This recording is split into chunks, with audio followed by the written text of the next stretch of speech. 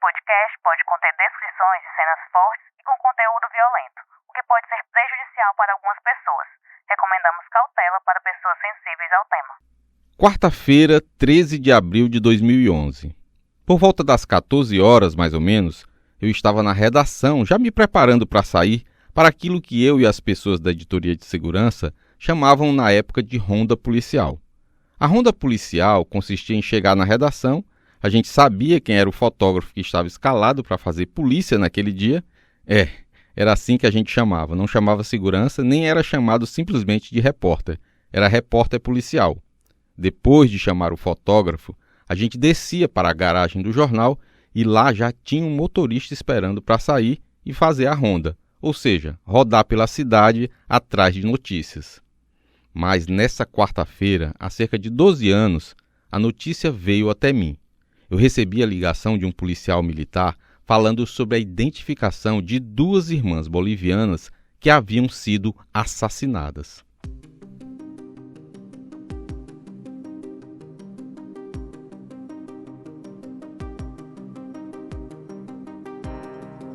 Esse policial era minha fonte já de alguns anos e sempre me ligava quando ele estava diante de alguma notícia que ele considerava relevante. Algumas vezes não era tão relevante assim como notícia, mas dessa vez era.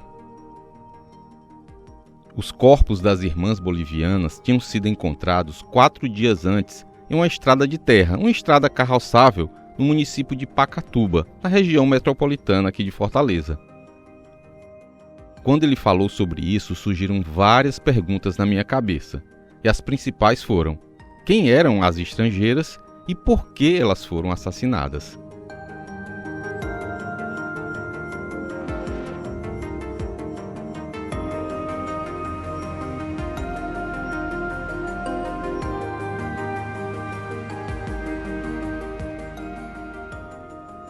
Oi, sou Emerson Rodrigues e este é o episódio 54 do podcast Pauta Segura, os bastidores da reportagem. Hoje você vai conhecer a história do duplo assassinato que vitimou as irmãs Maria Liliane e Lilian Fabiano Delgadillo Hurtado, de 23 e 21 anos, respectivamente. Essas duas irmãs elas foram presas em fevereiro de 2008 no aeroporto de Fortaleza, depois de uma longa e sigilosa investigação da Polícia Federal com a ajuda do escritório local da Interpol.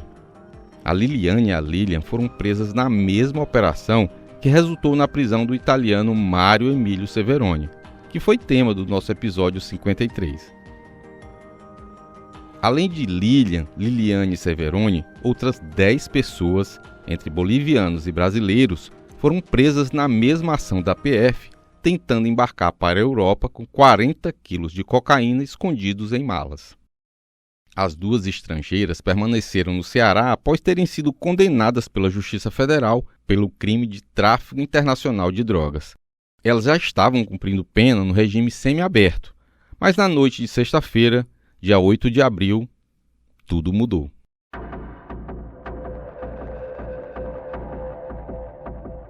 A Lilian e a Liliane trabalhavam em presídios da região metropolitana de Fortaleza. Nessa sexta-feira, depois de deixar os presídios onde trabalhavam, as duas foram para casa, localizada na rua José Soares Cavalcante, no bairro de São Miguel, em Itaitinga. Na madrugada do sábado, dia 9, os corpos das duas irmãs foram deixados em uma estrada com mais de 20 tiros a bala pelo corpo, a maioria deles no rosto. Segundo a polícia, um carro preto teria sido usado pelos criminosos para realizar a desova, ou seja, deixar os corpos lá.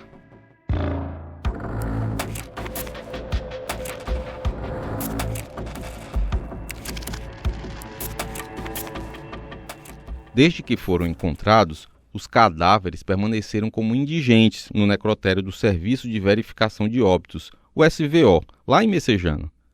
Lá nessa época, no SVO, estava funcionando temporariamente a Coordenadoria de Medicina Legal, a COMEL, que é um núcleo da Perícia Forense do Ceará, a PEFOSSE. Na época, a PEFOSSE passava por uma reforma, e por isso todos os atendimentos de vítimas de violência estavam acontecendo lá no SVO. As duas irmãs estavam lá no cadastro como indigentes, porque com elas não foram encontrados documentos. Na quarta-feira, dia 13, Finalmente, elas foram identificadas. Como eu disse no início, eu recebi a ligação do policial militar naquela quarta-feira de abril, assim que eu comecei o meu expediente. Eu era repórter de segurança ou repórter policial há cerca de 5 anos, mais ou menos. O PM encontrou o endereço onde as irmãs moravam e foi lá com a equipe dele. Nessa casa, ele achou documentos e de lá, da casa, eles foram até o necrotério e fizeram a identificação das vítimas, mas era uma identificação informal, não era uma identificação formal ainda. Começava ali, naquele momento, outro mistério. Quem matou as irmãs Lilian e Liliane?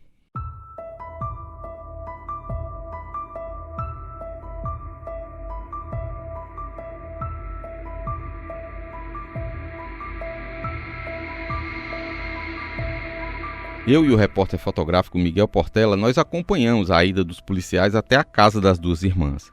Lá, os militares encontraram e nos mostraram um caderno com anotações, supostamente referentes à contabilidade de venda de drogas, comprovantes de depósitos bancários, um chip de aparelho celular e um cartão de memória. Esse material foi repassado para a Polícia Civil, que estava investigando a morte das duas, e eles poderiam ajudar na elucidação do caso. Os PMs descobriram ainda que as irmãs estavam morando com outras 2 mulheres naturais do Paraná. Essas 2 mulheres haviam sido presas pela PF na mesma operação que foi realizada em 2008. As 2 mulheres eram as paranaenses Stephanie Cristine Silveira Mendes, de 23 anos, e Ana Paula Ferreira, de 29. Elas cumpriam pena no regime semiaberto. E assim como as 2 irmãs bolivianas, também trabalhavam em unidades prisionais situadas em Itaitinga. Os PMs procuraram a direção das prisões onde Stephanie e Ana Paula cumpriam pena. Lá, os militares descobriram que as 2 não compareceram às unidades desde sábado, quando as irmãs sumiram. Ana Paula, inclusive, havia passado na casa onde as irmãs bolivianas moravam com as 2 colegas paranaenses depois das mortes. Ela pegou as coisas delas e sumiu.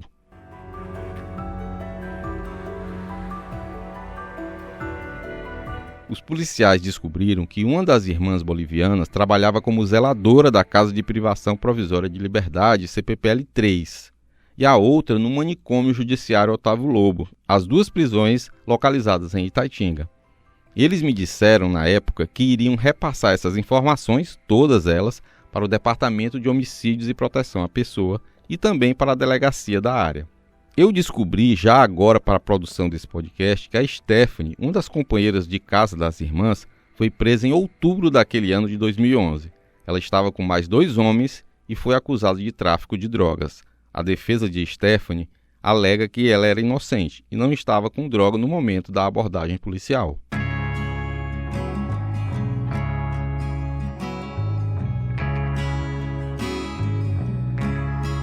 Depois de dar a notícia da descoberta dos corpos e da identificação de que essas 2 mulheres que haviam sido encontradas nessa estrada lá em Pacatuba eram as irmãs bolivianas, eu continuei apurando o caso.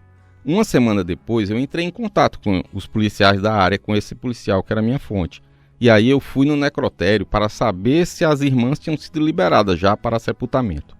Após mais de uma semana do assassinato, os corpos das estrangeiras permaneciam lá no necrotério do SVO, onde funcionava, como eu disse, a Coordenadoria de Medicina Legal.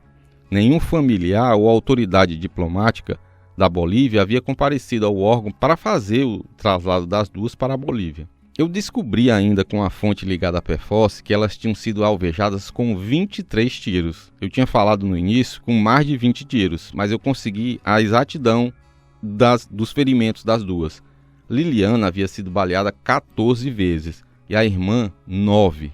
Apesar do reconhecimento feito pela polícia, elas permaneciam registradas na Comel como indigentes, porque ainda não havia teste de impressões digitais e nem teste de DNA. Mas por que eu estou insistindo nessa informação de que elas estavam registradas ainda como indigente e por que essa informação era importante na época dessas matérias que eu fiz? Porque depois de um tempo, os cadáveres de indigentes eles podem ser enterrados em cemitérios públicos, como o cemitério do Bom Jardim. Nessa minha ida ao necrotério, eu descobri outro detalhe importante. Peritos da Polícia Federal tinham comparecido lá e realizada a comparação das impressões digitais das duas com o material existente no banco de dados da PF, porque elas haviam sido presas pela PF em 2008 e o resultado foi positivo.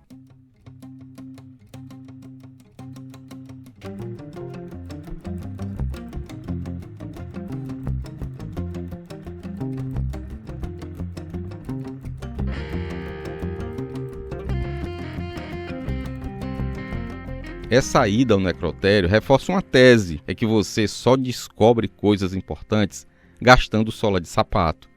O que quer dizer isso? Ir aos locais. Hoje a gente tem um acesso fácil à tecnologia, mas nada substitui o contato frente a frente com as fontes, o olho no olho mesmo. Então eu sempre buscava ir aos locais e conversar diretamente com as fontes, porque assim a gente conseguia informações mais relevantes. Mas também eu não fiquei voltado apenas para esse caso da parte da liberação dos corpos. Eu fui atrás de traçar um perfil das duas. Quem eram as irmãs Maria Liliane e Lilian Fabiano? Eu conversei com fontes e obtive documentos para fazer esse perfil. Em um documento da PF, quando da prisão, a Liliana afirmou ser mãe de 2 crianças, na época com 3 e 5 anos. Ela informou ainda que a outra irmã dela, identificada como Daniela Delgadilho, era casada com o paranaense Roberto Emílio da Silva. O brasileiro, conforme documento da PF que eu tive acesso, teria recrutado as duas na Bolívia para transportar a droga até a Europa, e elas acabaram presas em 2008. Ele acabou preso na mesma operação, mas a morte das irmãs ainda continuava um mistério para a polícia, e para a imprensa também, e para toda a sociedade. Os investigadores trabalhavam principalmente com a hipótese de que elas tinham sido mortas em um acerto de conta com traficantes, que a polícia não sabia se eram locais ou internacionais. Essa dúvida permanecia. Mas durante essa apuração eu fui novamente na casa onde elas moravam. Para essa segunda matéria, eu acredito que fiquei uma tarde inteira ouvindo as fontes, o que nessa época não era comum. Normalmente a gente fazia 2, 3 pautas por dia. Quando chegamos lá, a polícia nos viu no caminho da casa e nos seguiu. Talvez por isso os vizinhos não quiseram conversar com a gente. Depois de sair da casa, eu fui na delegacia responsável pela investigação. Os vizinhos já haviam informado aos policiais que as 2 irmãs costumavam receber amigos na casa onde elas moravam, lá no bairro São Miguel, em Itaitinga. O material apreendido pelos policiais militares ainda não havia sido periciado, o que não tinha revelado nenhuma novidade. A perícia ainda iria ser feita, e por isso a gente só sabia o que tinha sido apreendido, mas ainda não sabia os detalhes que tinham, principalmente nos cartões de memória e no chip, né, de aparelho celular, que poderia ser relevante para a investigação.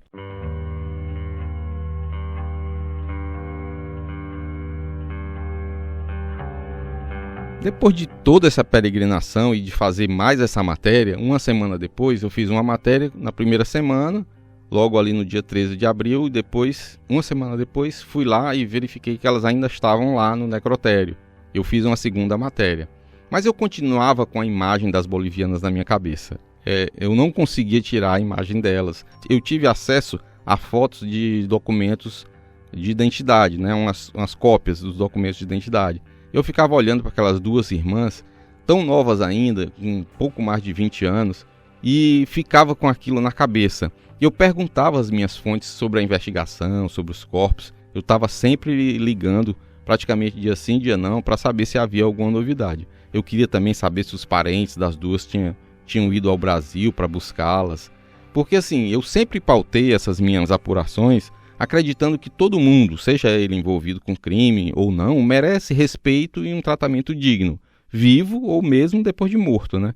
Então era o caso delas. Elas tinham sido mortas, brutalmente assassinadas, e eu ficava naquela esperança de que elas pudessem ter um sepultamento digno com as homenagens da família.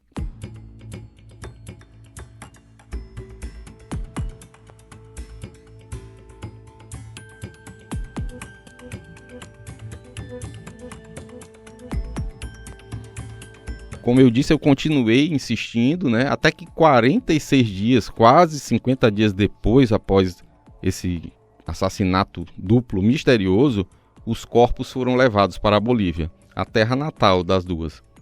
Foi a Secretaria da Justiça e Cidadania do Estado, a SEJUS, que providenciou a documentação para a liberação dos corpos das irmãs Maria Liliane e a Lilian Fabiano para a Bolívia, para La Paz. As irmãs ficaram do dia 9 de abril numa geladeira do Serviço de Verificação de Óbito em Messejana. E quando foi no dia 24 de maio, finalmente os corpos foram retirados do SVO e embalsamados numa funerária para poder os corpos serem preservados até chegarem em La Paz para ser feito o sepultamento. No dia seguinte, no dia 24, os corpos foram retirados, embalsamados, e no dia seguinte, no dia 25 de maio de 2011, embarcaram para La Paz. Na época, eu continuei por meses cobrando informações sobre o inquérito. Para a produção deste episódio, eu procurei novamente a Polícia Civil e perguntei sobre o caso. Eu estou gravando aqui na sexta-feira e a Polícia Civil... Eu estou gravando aqui na tarde da sexta-feira e a Polícia Civil tinha me dito ontem que me retornaria com uma nota sobre a conclusão ou não do inquérito, sobre qual o estado do inquérito. Mas até o momento que eu estou gravando, no começo da tarde de sexta-feira, dia 12, eu ainda não havia recebido nenhuma informação. Assim que eles me informarem, eu atualizo aqui vocês sobre a investigação sobre a morte das duas irmãs. Depois da matéria que eu fiz dizendo que os corpos haviam finalmente sido levados para a Bolívia para serem sepultados, eu falei das irmãs em outras oportunidades. Quando fiz matérias sobre as mulheres que faziam transporte de drogas, cocaína principalmente, para a Europa, usadas pelas organizações criminosas, e também quando eu entrevistei o Mário Emílio Severoni, o nosso personagem principal do episódio 53. Se você ainda não ouviu, quando acabar aqui, vai lá e escuta, porque a história é bem interessante. E por falar no Severoni, eu disse no episódio passado que daria informações sobre o paradeiro dele. Eu fui atrás da Secretaria de Administração Penitenciária, que é a antiga Secretaria da Justiça e Cidadania, a SAP, que atualmente é SAP, Secretaria da Administração Penitenciária, para saber se o estrangeiro havia sido recapturado. E também procurei a Controladoria Geral de Disciplina sobre a investigação que foi determinada a instauração para apurar a responsabilidade sobre quem autorizou a saída do Severoni pela porta da frente do presídio, mesmo ele tendo um mandato de prisão e de extradição em aberto. A SAP disse que ele não foi recapturado, que ele não estava nas unidades prisionais do Ceará. Já a CGD disse que o processo administrativo, que havia sido instaurado em 2019, foi arquivado. Portanto, Severoni pode estar vivo, pode estar morto no Brasil, na Bolívia, na Itália. Se depender das autoridades cearenses, nós nunca saberemos.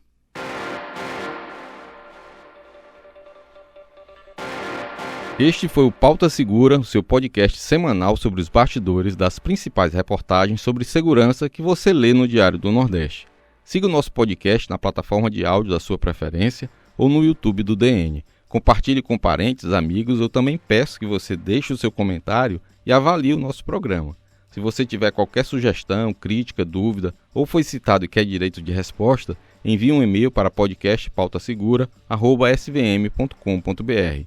Esse podcast foi produzido e roteirizado por mim. Eu também fiz a edição de áudio, a voz da abertura da repórter Tatiane Nascimento, a supervisão do conteúdo é do Alan Barros, da Aline Conde, da Giovana Rodrigues, a coordenação de núcleo é da Karine Zaranza e a gerente de jornalismo é a Ívila Bessa. Espero vocês para conhecer os bastidores de mais uma grande reportagem aqui do DN. Até semana que vem.